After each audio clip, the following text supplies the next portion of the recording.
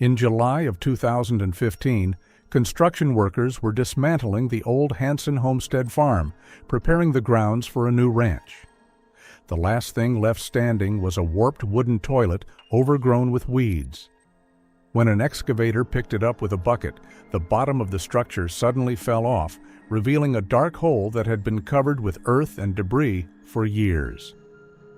At first, the driver thought it was a piece of wood, but when one of the workers shone a flashlight down, everyone froze. At the bottom, among the compacted soil, dirt, and old boards, were human bones. A skull pressed sideways against the wall of the pit. The arms were turned upward as if they had once reached for the light. A body that someone had put there on purpose and left to die in silence underground. The sheriff was called immediately. At that time, none of the people present even suspected that the pit contained the remains of a woman who had been searched for since the fall of 2010. For 5 years, Lori Jensen's family had been waiting for even a hint of a trace, and her last resting place had been right under the old toilet that was to be demolished that morning. On October 24, 2010, in the early morning hours, 32-year-old Lori Jensen left her home in Gillette, Wyoming. She worked as a freelance photographer, taking on private commissions and expeditionary projects. And this one for the historic Wyoming Archive required her to walk through several abandoned sites from the Great Depression. One of them was the old Hanson homestead farm, lost between the hills of Bear Lodge, in an area where cell phone service disappears after a few miles from the main road. At about 9 o'clock and 15 minutes in the morning, she called her husband, Jeremy Jensen. According to him, Lori was brief. "I'm getting off the highway onto a dirt road. It's going to be quiet. The police will use this call as a starting point." After that, Lori never got in touch again. Going to the farm was just a regular job for her. Camera, tripod, spare batteries, memory cards, everything was always in the same yellow backpack. Lori knew the landscape, had filmed there many times, and didn't consider this trip to be the least bit risky. Her friends described her as a cautious person, but without fear of the wilderness. Colleagues recalled that Lori could work alone for hours, listening only to the sound of the wind and the click of the shutter. When she didn't return home that evening, Jeremy first assumed she was late because of the pictures. But 20 hours passed, then 21, and her phone kept giving the same signal. Out of range. Around 10 o'clock in the evening, the man contacted the Sheriff's Department dispatcher. The report states that he spoke steadily, but it was clear that he was on the verge of panic. The next morning, the search operation was officially launched.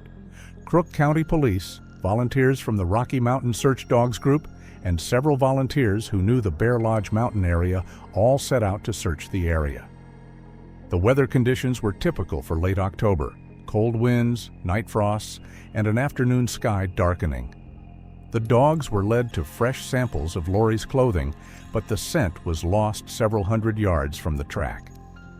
2 days later, about 5 miles from the farm, one of the volunteers spotted a yellow SUV almost completely hidden in a dense thicket of aspen. The vehicle was locked. Inside were a wallet, documents, a travel thermos, and a notebook with working notes. Only the backpack with the equipment and Lori herself were missing. There were no signs of a struggle, no fingerprints of strangers, not a single clear tread on the ground, as if the car had been placed there carefully and deliberately. Detectives reconstructed its route, using the data from the mobile operator. The last phone signal was recorded at about 9 o'clock 20 minutes in the area where the asphalt road gives way to a narrow forest strip. After that, there was complete silence. No calls, no messages, no access to the network. A National Guard helicopter made several flights over the canyons and forest, but the tree cover was too dense to see through. On the third day of the search, one of the rescuers signaled a possible trace, a dark stain on a rock that could have been blood. A rapid test showed a negative result. The spot was classified as unrelated activity. Jeremy was at the search headquarters every day. According to the sergeant, he brought old maps, tried to advise on routes, and remembered every trip Lori had taken.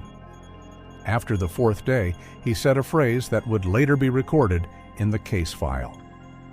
"She couldn't have just disappeared. Someone saw her." The police checked all the registered hunters who were in the area of Bear Lodge at the time. None of them noticed the woman, the car, or any movement on the old trails. On the fifth day of the search, the detectives first started talking about the crime. The reason was the absence of any of Lori's belongings outside the car. No camera, no backpack, nothing that could have been left behind in case of a fall, injury, or encounter with a wild animal. That's when the kidnapping with intent to rob theory first came up. But it was in the air. The wallet was in the car, the cards were there, and the cash was also there. Only the equipment and the man were taken. The search lasted more than a week. Dozens of yards of forest, several abandoned sheds, dry stream beds, and old wells were examined. On the third week, the operation was switched to passive monitoring. Each new find in Crook County was checked for a possible connection to Lori. But not a single signal matched. Officially, the case was classified as cold at the end of November. The documents state that the person's whereabouts are unknown. There are no traces of life. Jeremy insisted on continuing the search at his own expense, but after the winter, even he admitted that all logical avenues had been exhausted. The last entry in the materials of that year is a statement by one of the rescuers. "If she reached the farm, her foot should have left a trace, but there is nothing left. This silence is not normal." It was this silence that became the main feature of the case. It was as if Lori had disappeared into the mountains of Bear Lodge, leaving behind only a locked car and a last call made on a dirt road where the connection is lost in a few seconds. Months passed, and the Hansen homestead neighborhood remained abandoned. The old buildings were tilting even more, and weeds were sprouting through the cracked boards. No one connected this place with Lori's disappearance anymore until 5 years later, when people from Wyoming land developers decided to clear the farm for new construction. And there, in the dust and rot, under a building that should have been demolished long ago, was the truth that they had been waiting for all those years to find in vain. In July of 2015, the abandoned Hansen homestead site was officially transferred to the ownership of Wyoming land developers. According to the documents, the territory was to be cleared for a private ranch. In fact, it was a ruin where everything was so rotten that trees were sprouting through the floor of old buildings. Workers who arrived on the site on the first day recalled that the farm looked like it had been abandoned in a hurry and no one had ever returned.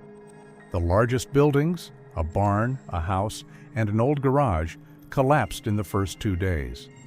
Boards crumbled under the bucket as if they were made of ash.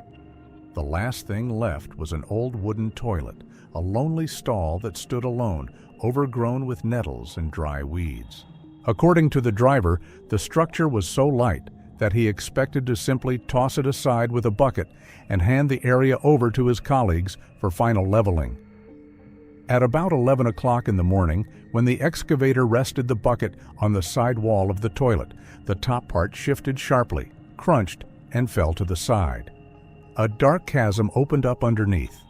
At first, the workers thought it was just an old cesspool, but the ground around it had sagged suspiciously deep, and something glistened in the sunlight from the bottom of the hole. The driver stopped the machine and called his colleagues. One of them took a flashlight, stood on the edge of the pit, and slowly walked along the bottom with the light. All three later described the same moment in their reports. "We saw a skull. It was looking up, as if it was waiting for someone to finally look in." A human skeleton was lying at a depth of about 2 meters. The bones were partially covered with earth and old boards, but the shape of the skull, spine, and ribs were clearly visible.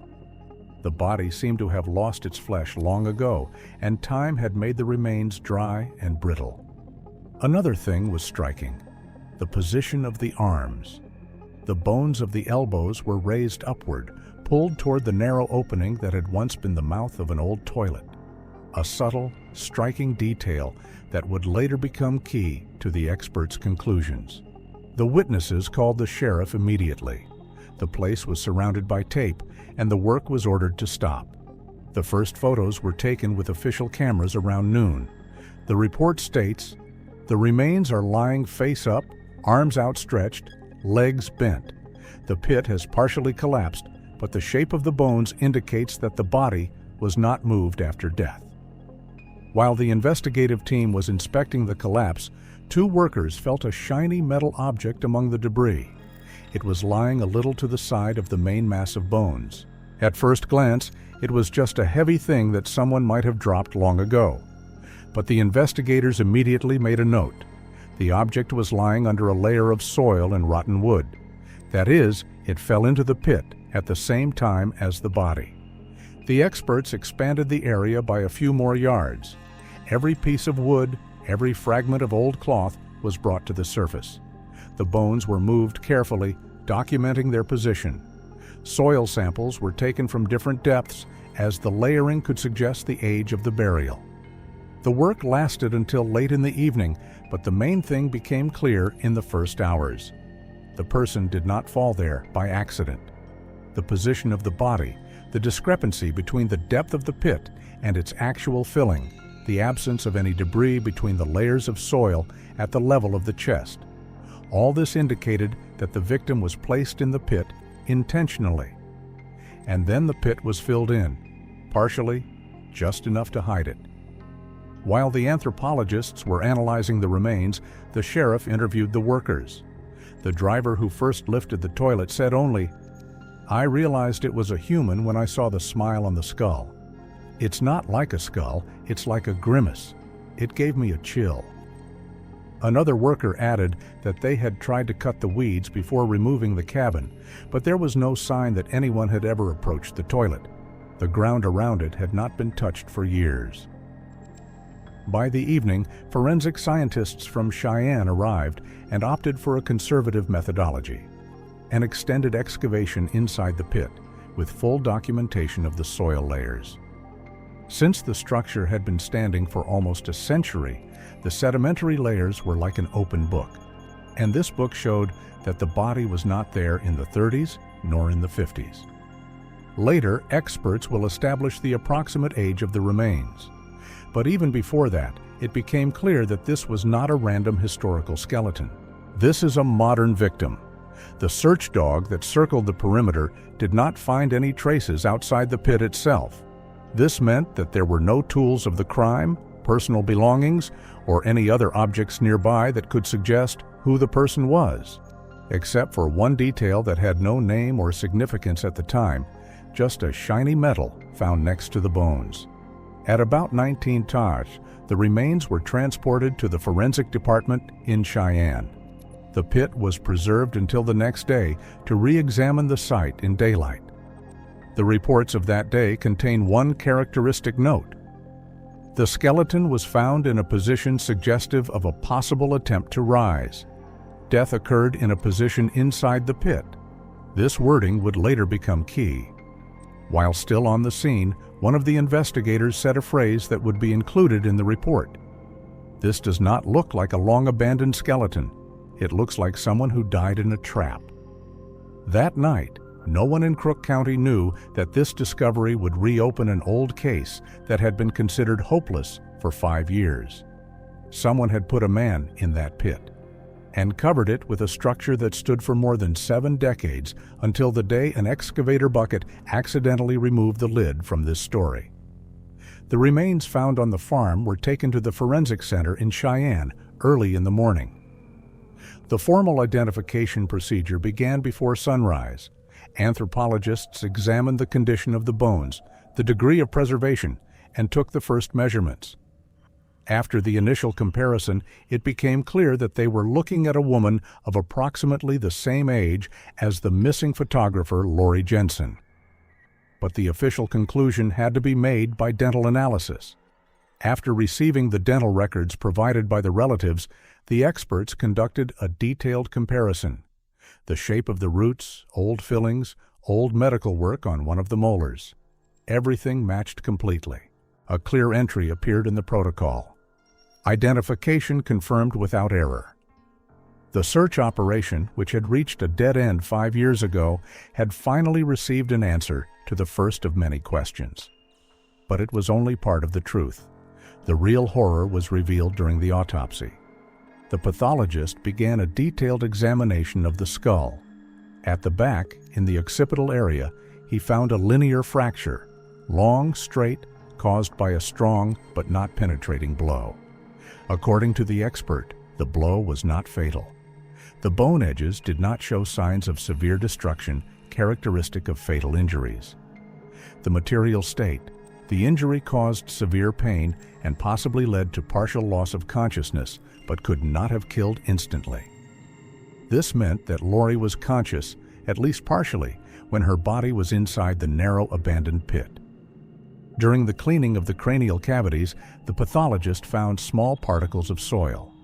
The analysis showed that their composition corresponded to the soil from the bottom of the toilet pit. The presence of soil in the nasal openings and upper respiratory tract proved that she had been breathing while inside. It was one of those conclusions that are recorded without emotion, but which completely changed the understanding of events. The bones of the limbs added another layer of tragedy. The position of the hands was documented when the skeleton was lifted. Both upper limbs stretched upward, fingers pointing toward the former opening. The pathologist described it as a pose of an active attempt to get out. The legs were bent under the body, as if the woman was trying to stand up or push off the slippery bottom. All signs pointed to the fact that she had regained consciousness in the darkness and began to struggle. The Forensic Medical Commission came to a single conclusion: death was caused by asphyxiation. The case file formulated this as an acute lack of oxygen in a confined space with toxic fumes. The pit, which had not been used for decades, had accumulated poisonous gases. For a person with a head injury, disoriented, and trapped in a cramped space, there was almost no chance of survival. But even that was not all. While cleaning the evidence, experts identified a foreign metal object found near the ribs. At first glance, it was just a heavy object that had been underground as long as the body. After a multi-stage washing, drying, and chemical cleaning of the surface, the engraving became visible. The emblem of the Airborne Division and 3 letters SRVI shone on the body. It turned out to be a branded metal lighter, heavy, massive, and not cheap. It did not belong to the victim. Lori did not smoke, which was confirmed by both her friends and husband during interviews. In addition, there were no signs of her own fingerprints on the lighter. This meant only one thing: someone else brought the item and lost it at the time of the crime. Trace evidence experts tried to recreate the possible mechanism of how the lighter got into the pit. The modeling showed that its fall could not have been accidental on the part of the victim. Instead, it could have happened to a person standing over the hole and leaning down, controlling the body's fall. Given the weight of the object and the fact that it fell to the bottom, the conclusion was simple: the lighter slipped out of the pocket of the person who threw Lori down. Given the position of the skeleton, the situation looked as if the woman had not just been thrown.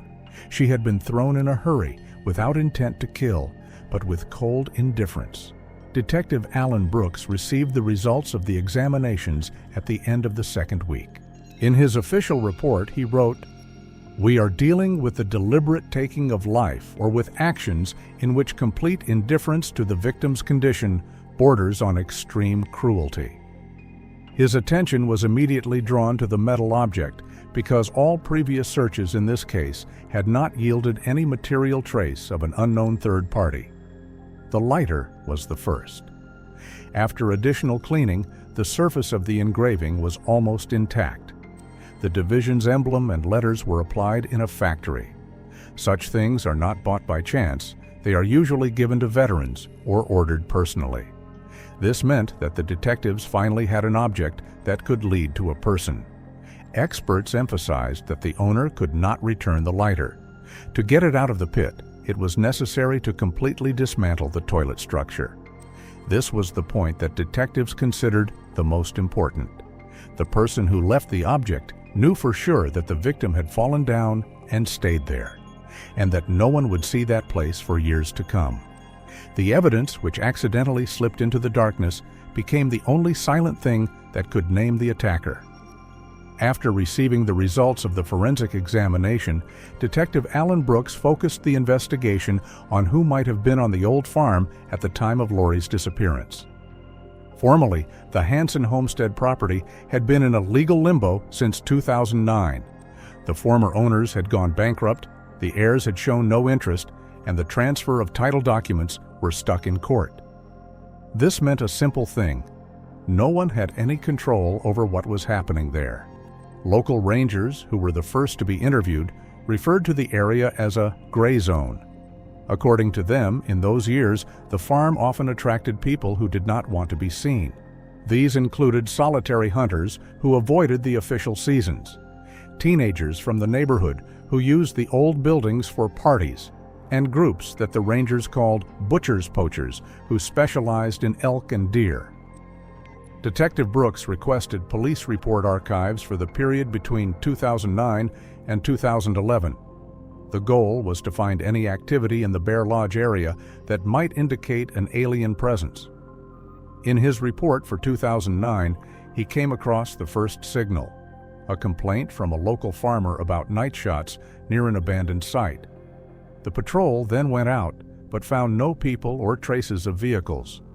3 episodes related to the illegal shooting of elk have already appeared in the reports for 2010. All of them were centered around old hunting trails that ran less than a mile from the farm. One report mentions finding a makeshift carcass processing area, several steel hooks, a wooden stake with deep notches, and traces of blood that the patrol attributed to poaching at the time. Brooks paid particular attention to the officer's note. The hooks and hanging loops were inside an abandoned shed. It looks like a temporary workshop. This was consistent with what experienced poachers might have done. They could not take the entire moose, so they dismantled the carcasses on the spot, working in a hiding place. These were the people who could have access to the empty farm buildings. Later, the archives contained a description of a group of 3 people who were seen nearby in 2009. Middle-aged men traveling in an old pickup truck the color of dark clay.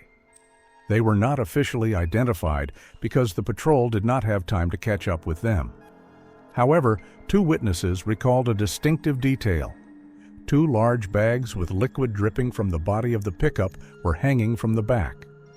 At the time, the police believed it was moose or deer meat. Subsequent inspections of the area showed that there were drops of blood mixed with dirt on the dirt road.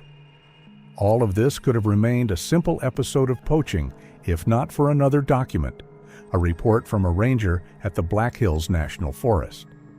It mentioned unknown males using old farm buildings for sleeping. The record was made in the fall of 2010, a few weeks after Lori's disappearance. The ranger described them as rough, silent, with well-worn equipment, and suggested that they might be involved in the collection and sale of antlers. At that time, elk antlers brought considerable profit on the black market. Poachers would cut off the entire head of the animal or even cut the antlers from live, weakened animals, leaving them to die. It was a job that was usually done by people with minimal social ties and maximum rigidity.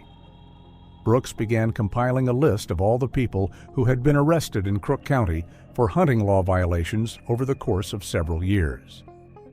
The total list came to more than 24 names. Some of them were locals, others were visiting seasonal workers who could disappear as quickly as they appeared. The most important thing was to find those who had access to the farm in October of 2010. And here, the archive provided the first serious match.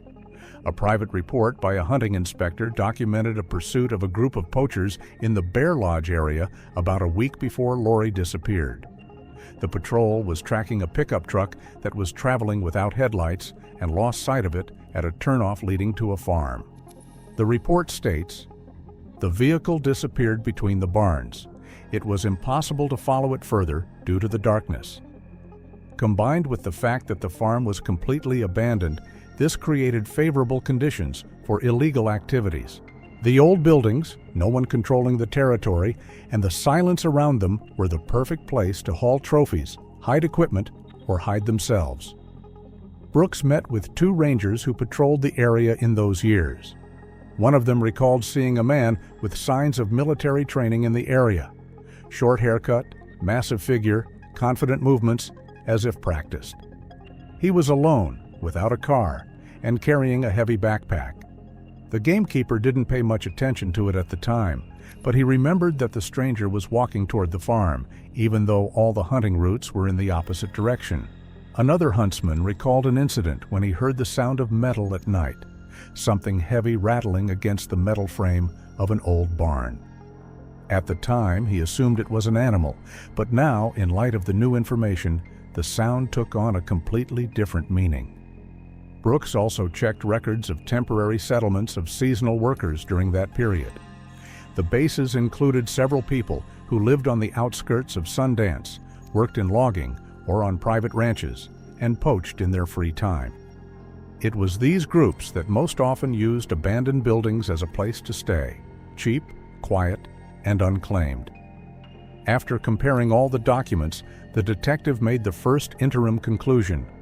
There were unauthorized persons on the farm during the period of Lori's disappearance, familiar with the area, physically strong and practically invisible to official structures. They could have seen someone else's car, heard the click of a camera, or encountered it by accident. The farm, thought to be a forgotten ruin, turned out to be a place where dozens of people had been passing unnoticed for years. And among those shadows was probably someone who had a direct connection to what happened to Lori Jensen. With the discovery of the lighter engraved with SRV, the investigation had a thread to pull for the first time. Detective Alan Brooks sent the item for examination and at the same time began checking military archives, veterans lists, and databases available to the department. The work was routine, but due to the uniqueness of the initials and the fact that the emblem belonged to a specific airborne division, a match was found quite quickly.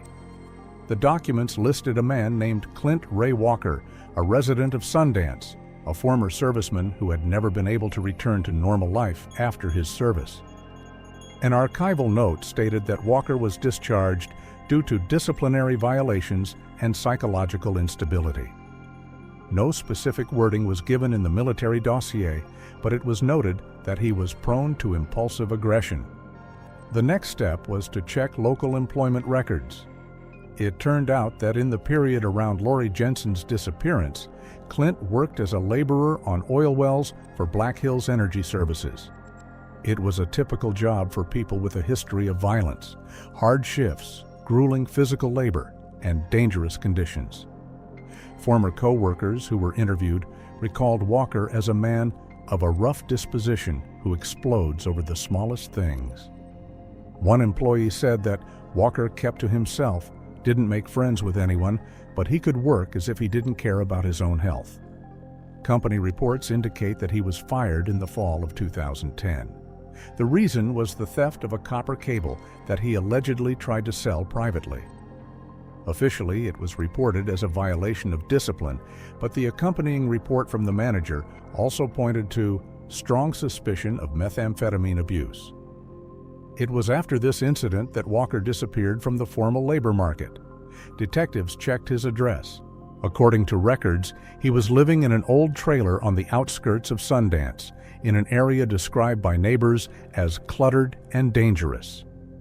People in the neighborhood had 2 words to describe his life: the perpetual smell of smoke and banging in the middle of the night.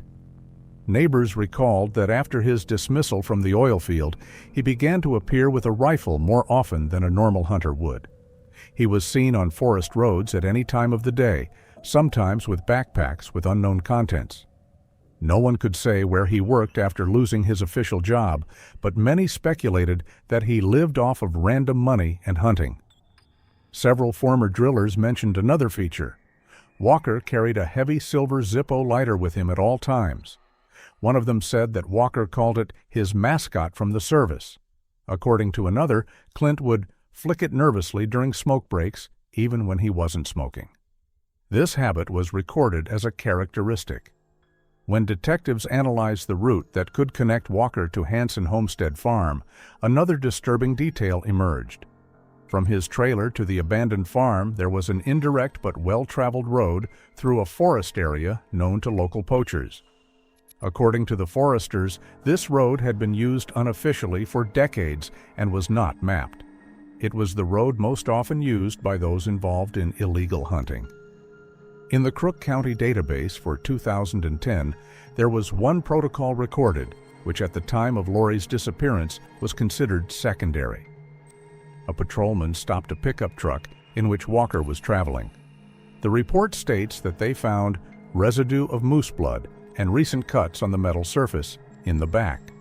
The driver was then released due to lack of concrete evidence, but he was put on an informal list of possible poachers.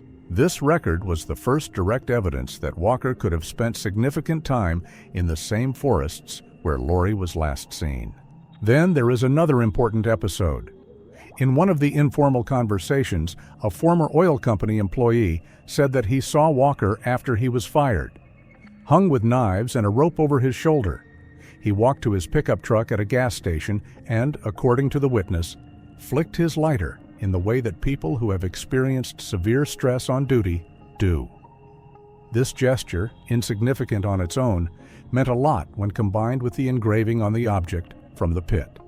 Detectives checked records related to metal sales during that period.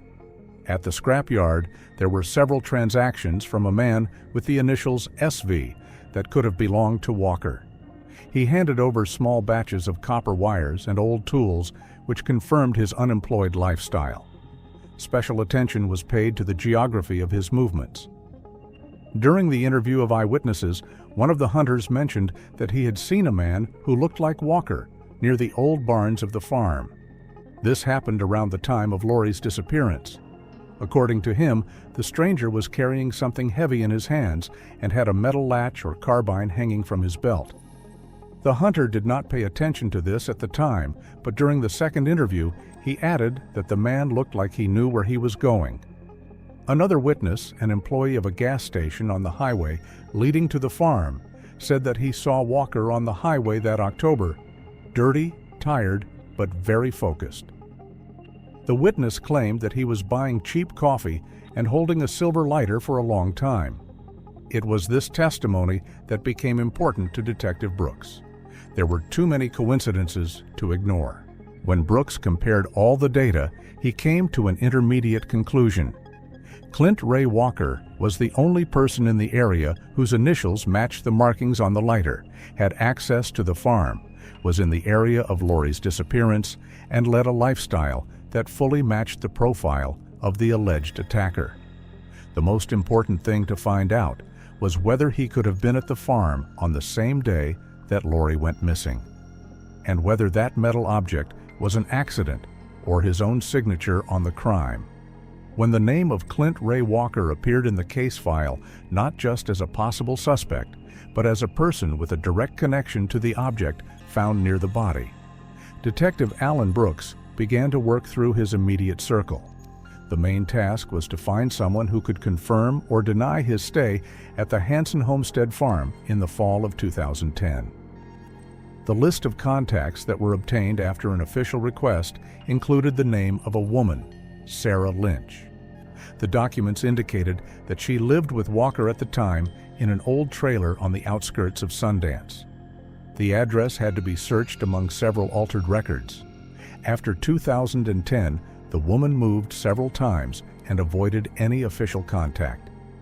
Only after long negotiations did she agree to talk, but on the condition that her name would not be published in public documents. Sarah's testimony was one of the most disturbing elements of the investigation. She said that she had lived with Walker for about a year before and after his dismissal from the oil field. According to her, the last months were like living with a man who was gradually losing control. She recalled a particular day mid-October 2010, around the time Lori disappeared. Walker returned to the trailer late in the evening, not with the black fuel oil that was a familiar sign of his work, but with blood and clay stains on his clothes. He was already unemployed at the time, so the "I was working" explanation didn't make sense. Sarah claimed that Walker seemed agitated, excited, and overly aggressive at the same time. He walked around the trailer as if he was looking for something, dropping things, nervously wiping his hands with a towel, even though there was nothing visible on them. Sarah also noticed a detail that the investigation considered critical.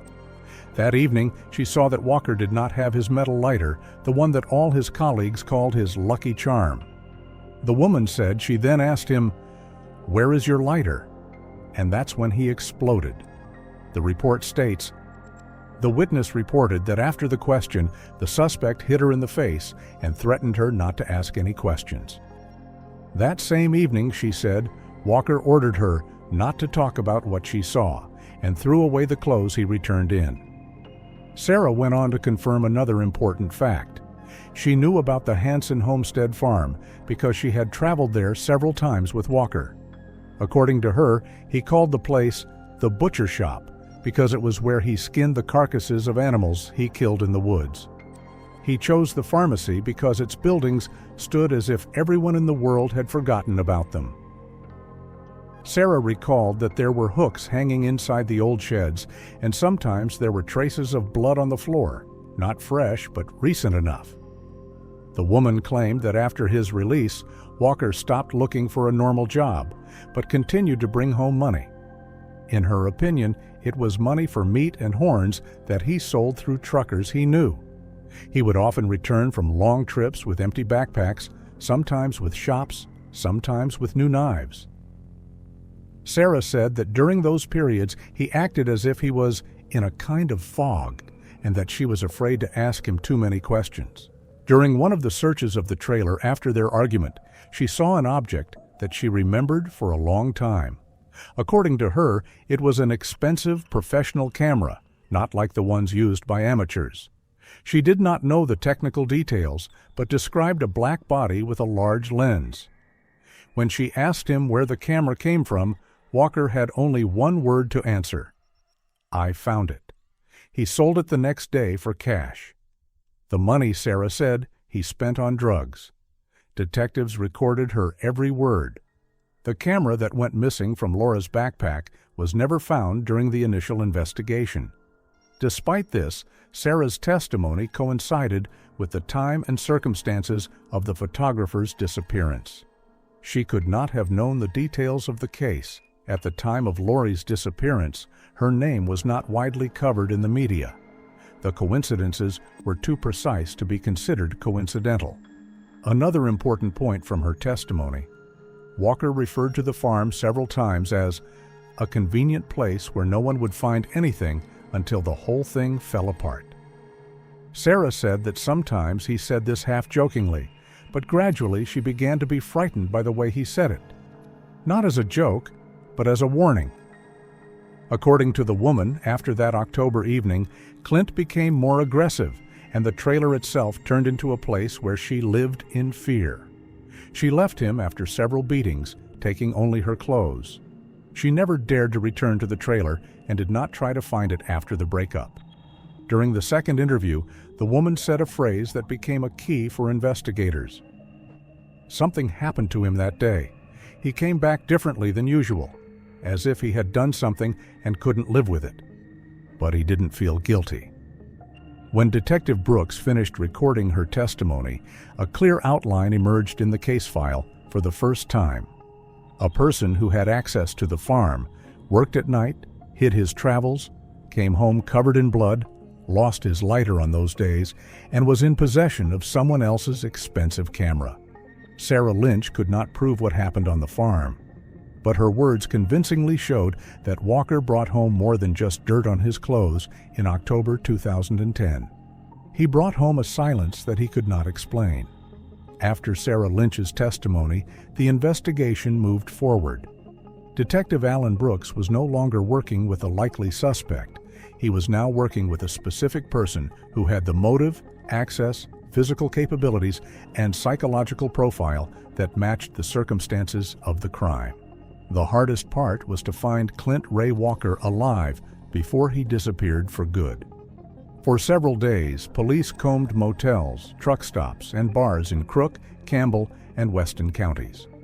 These were the kinds of places that men like Walker usually chose: cash, no security cameras, and quick changes of locations.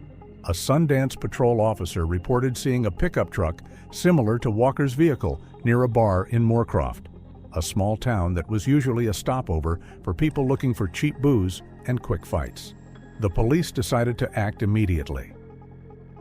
It was a noisy evening, and the Copper Nail Bar was packed to capacity. According to the bartender, a man who looked like Walker was sitting in the corner at a table, more silent than talking, but acting like he had everyone's attention. That's how he was found, sitting with a half-empty bottle of beer, unresponsive to the noise around him. The arrest was quick. 2 officers approached him from behind, while a third blocked his exit. According to the report, Walker did not resist, but he looked at the officers for a long time so that one of them had to keep his hand on his holster. The report states, "The detainee's behavior is hostile but controlled. He is not protesting, but demonstrates a willingness to respond physically." A series of interrogations began at the Moorcroft station. At first, Walker remained silent. He sat motionless with his arms crossed over his chest and looked past the detective. Only after an hour did he speak. His first words were short. "You were wrong." He repeated this several times until Brooks placed a clear bag on the table with the lighter found next to Lori Jensen's remains. According to protocol, the reaction was sharp. Walker clenched his jaw and looked away. At first, he said that the lighter could have been stolen by someone from the drilling team. However, he did not answer any further questions. When the investigators reminded him that he himself wore the item around his neck on a chain, as former colleagues had said, Walker changed his tactics. He now claimed that he had lost it a long time ago. The interrogation lasted several hours. Walker tried to use the skills that his former colleagues testified he had acquired both in the Army and in the oil fields, speaking in fragments, avoiding direct answers, and changing the subject. Brooks wrote in his notes, "Behavior indicates a deliberate attempt to stall." However, time was working against Walker. Investigators deliberately questioned him in detail about the Hansen homestead farm, recalling witnesses who had seen him in the area in those months. When Brooks asked if he had been there in October of 2010, Walker subtly changed his posture, a gesture the detectives described as a sign of internal tension. A few minutes later, he said that he had passed by the farm sometimes, but never went in. This was the first direct contradiction to Sarah's testimony.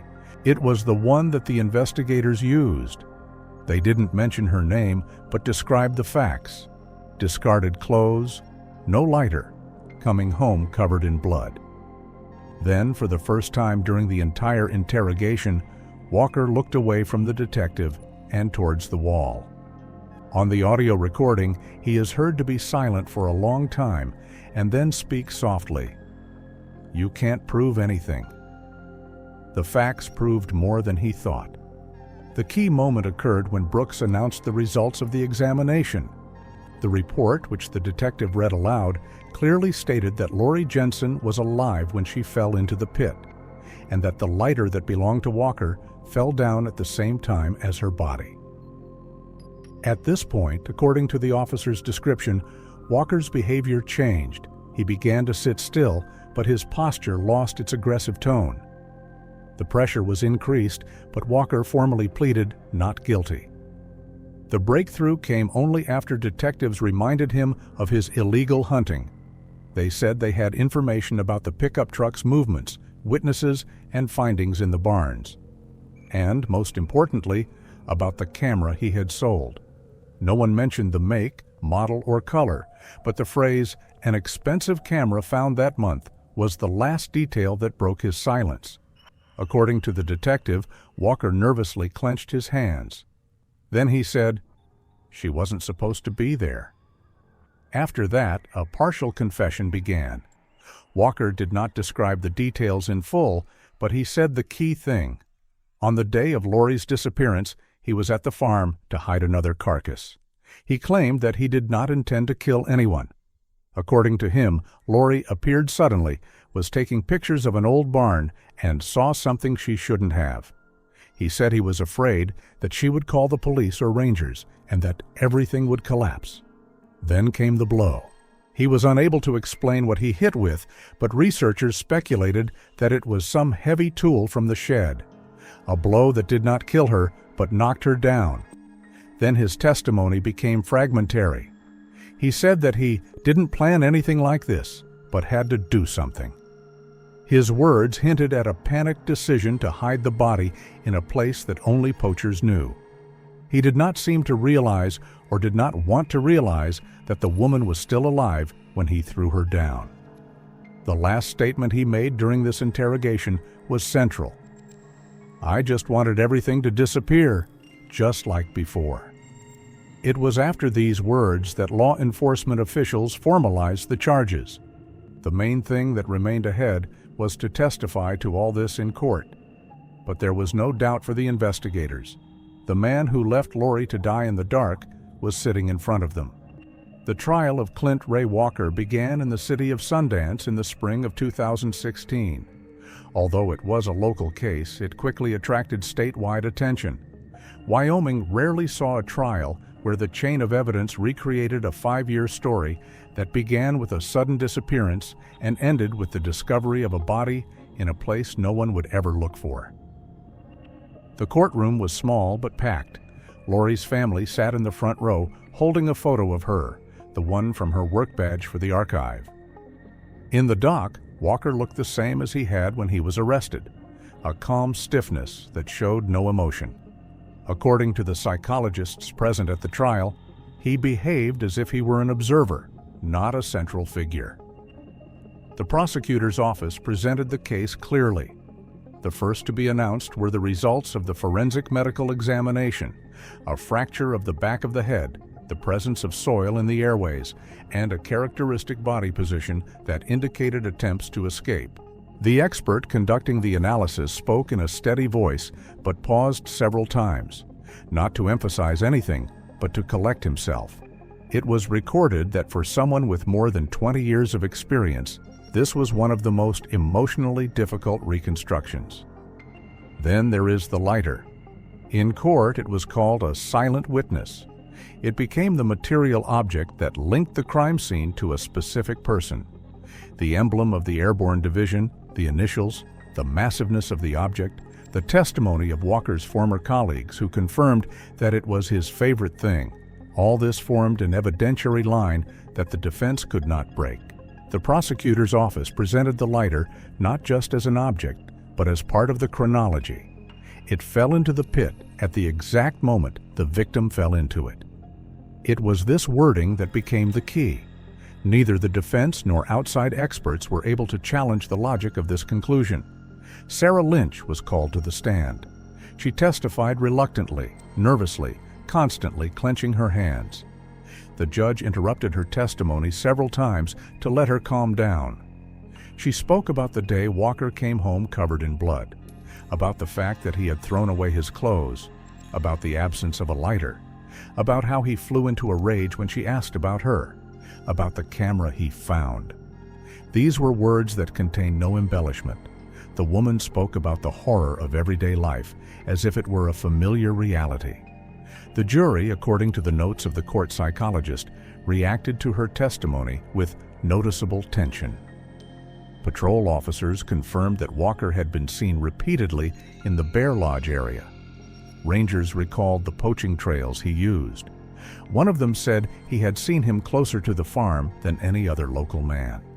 The words heard from the lips of the forester had their own special weight. These people know well who appears in the wilderness and when. When it was Detective Brooks' turn, he voiced for the first time what had remained off the record. Over the years, he had seen many brutal crimes, but few people leave a man to die in the dark and silence, fully aware that he is still alive. The judge did not allow detailed assessments, but the key wording was recorded in the transcript. The defense tried to put forward a version that someone else could have dropped the lighter, or that Walker does not remember the events due to an emotional breakdown, or that Sarah has a personal grudge. But the report drawn up after Walker's interrogation showed that he admitted to being at the farm on the day Lori disappeared. This fact alone was devastating to any alternative version. The trial did not last long. The judge scheduled the hearings to avoid delays, and the evidence was presented in such a structured way that the jury could only assess its sufficiency. The legal part was completed quickly. The jury deliberations lasted less than 3 hours.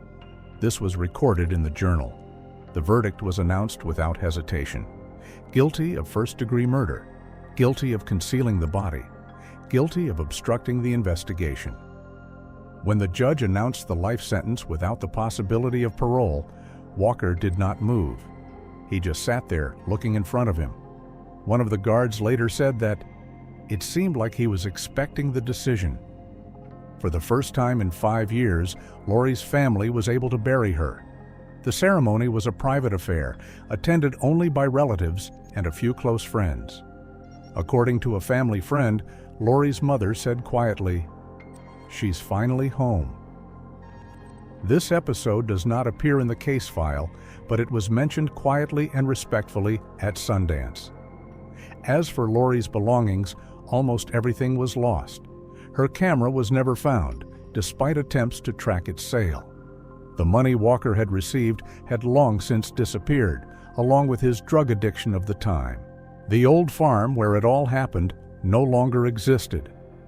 The owners of the site had completed the dismantling of the buildings, including the old toilet under which the truth had been hidden for years. The area was leveled and prepared for construction. The locals said that now it is quiet, different than before. Not the kind in which someone is lost, but the kind that comes after the last question has been answered, and the answer cannot be changed.